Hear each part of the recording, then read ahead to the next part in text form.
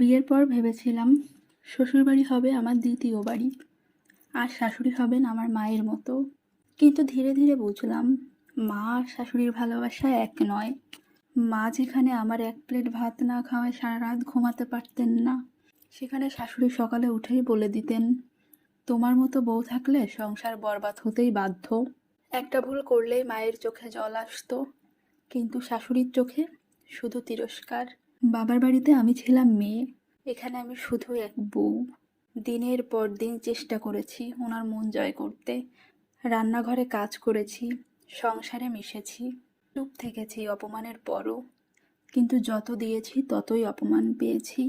একদিন সাহস করে বলেছিলাম, মা, আমি যদি আপনার নিজের মেয়ের মতো হতাম।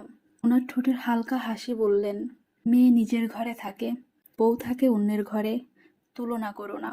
সেদিন বুঝলাম শাশুড়ি কখনো মা হয় না। মা ভালোবাসা দিয়ে আপন করে নেয়, আর শাশুড়ি আপন ভাব দেখিয়ে দূরে ঠেলে দেয়। তবু আমি কষ্টে হাসি, কারণ জানি যে মেয়ে আজ কাঁদছে শাশুড়ির কষ্টে, একদিন সেই আবার হবে কারো শাশুড়ি। আর তখন হয়তো বুঝবে ভালোবাসা দিলে মন জয় করা যায়, অপমান দিয়ে নয়।